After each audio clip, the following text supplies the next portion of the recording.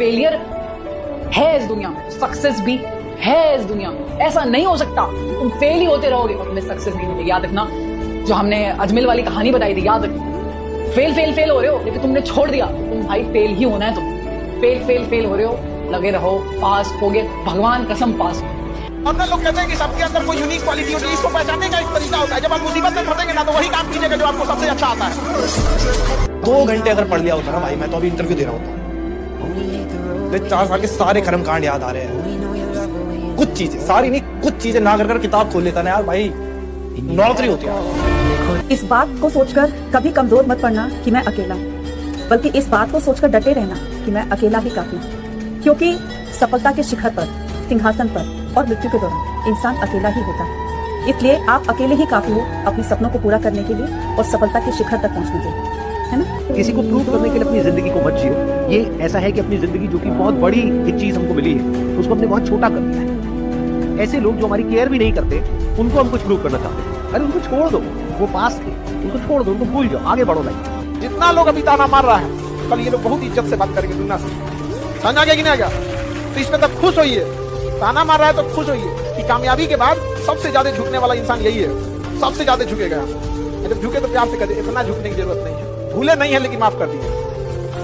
दुनिया में कोई भी टफनेस जो है ना, आपके पास कोई भी टफ सिचुएशन, वो आपको लगता है कि वो आपके पास आई है, मतलब वो टफ सिचुएशन आई, आपको चुना गया है। हमें लगता है कि यार ये तो भगवान ऊपर वाला मेरे साथ ही गलत, अरे नहीं, आपको चूज किया गया है ताकि आपके पास कुछ पोटेंशियल है कुछ बनने का, इसीलिए आपके पास ये टफ सिचुएशन आई है। इसीलिए कहा जाता है कि वो इंसान जो अपने यहाँ से काम है ना, अपने यहाँ से शांत है, उसको वो गलत डिसीजंस लेने की जगह उसको सॉल्यूशंस मिलने लगते हैं। को लाइफ में जो बनना है, अपने से एक लेवल ऊपर वाले इंसान को पकड़ो और उससे सीखो कि मैं आप जैसा कैसे बनूं, और वो इंसान टाइम दे देगा क्योंकि वो अभी इतना आगे नहीं बढ़ा है कि उसके पास टाइम ना हो। आज के टाइम में स्टूडेंट को सबसे ज्यादा मोटिवेशन की जरूरत पता है क्यों होती है? क्योंकि वो अपने अंदर झांक कर कभी ये नहीं देखता कि उसके अंदर कितनी सारी पॉसिबिलिटीज हैं। हर एक स्टूडेंट को बस सुबह करीब आधा घंटा अपने आप से बात करनी चाहिए कि वो आज कहाँ है और आज शाम तक वो कहाँ पहुंच सकता है, आज उसने कितना पढ़ा और आज शाम तक वो कितना और पढ़ सकता है।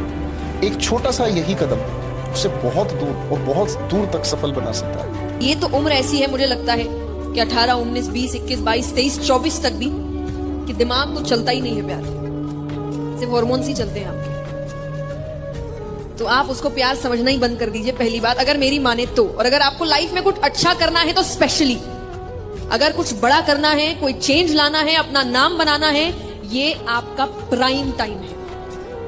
जितनी मेहनत, जितना फोकस, जितना कंसंट्रेशन ये उम्र मांगता है और कोई उम्र नहीं देती। मेरे पापा ने ना एक बार किसी को फोन पे कहा था, मुझे याद है वो बात। उन्होंने कहा था कि एक होता है मनपसंद और एक होता है सही। जब आप मनपसंद छोड़ते जाओ और सही करते जाओ तो समझ लो कि बड़े हो गए और बचपन मर गया। कई बार आपको ऐसा लगता होगा कि मेरे साथ ये सब क्यों हो रहा है, तो पहली बात तो आपको अपना ये सवाल चेंज करना चाहिए। आप ढंग से सोच नहीं रहे हो, आप इसको दूसरे वे में ऐसे सोचो ना कि ऊपर वाला मुझे क्या सिखाना चाह रहा है, तो आपका पर्सपेक्टिव चेंज होगा जीवन को लेकर, तो आप पॉजिटिव हो पाएंगे और खुश रह पाएंगे, चेहरे पर स्माइल होगी आपकी। एक बड़ा अच्छा सवाल इन्होंने कहा था कि भाई हम पढ़ते हैं तो हमारे 10-15 दिन बाद बेचैनी होती है, जब बाल्टी भर जाएगी तो बहने लगेगी।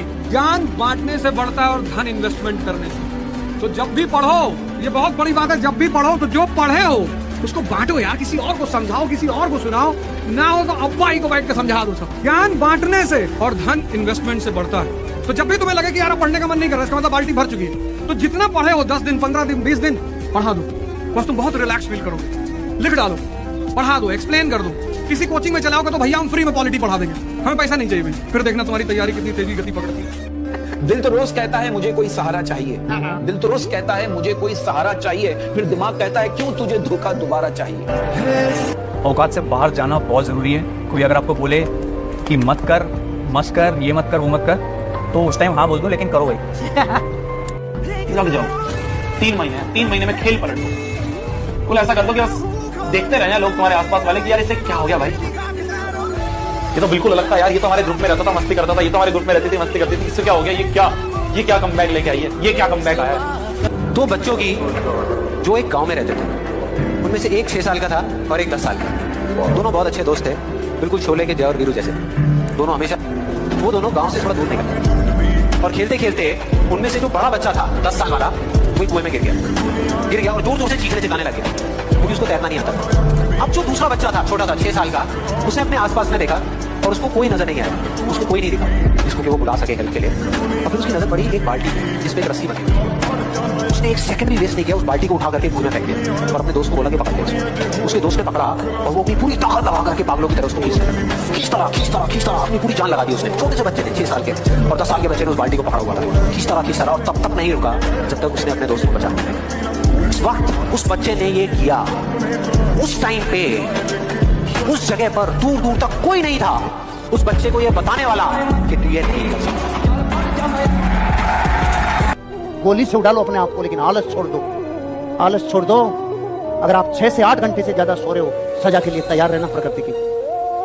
अगर आप दिन में 10 से 15 घंटे काम नहीं कर रहे हो, प्रकृति की सजा के लिए तैयार रहना। अपनी सक्रियता को इतना बढ़ा दो कि निष्क्रियता पानी भरने लग जाए आपके आगे।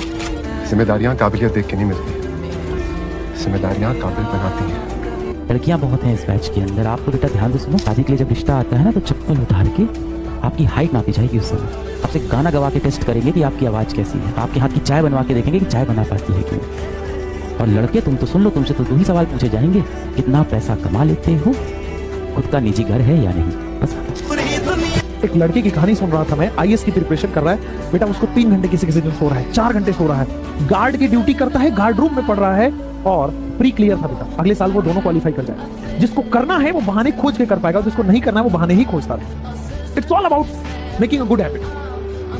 ये कुछ होता नहीं है कि मेरे पास ये होगा तब करेंगे, ऐसा होगा तो होगा। It's all about making a good habit. मैं पढ़ूंगा तो पढ़ूंगा, हाँ मुझे आज होमवर्क करना है तो करूंगा तो करूंगा। हाँ मेरे पास पैसे नहीं हो, मेहनत करूंगा। हाँ मेरे पास 1000 चीजें ना हो, मैं मेहनत करूंगा। गुड हैबिट बना के देखो यार, 2 महीने 4 महीने बहुत इनफ है गुड हैबिट्स में।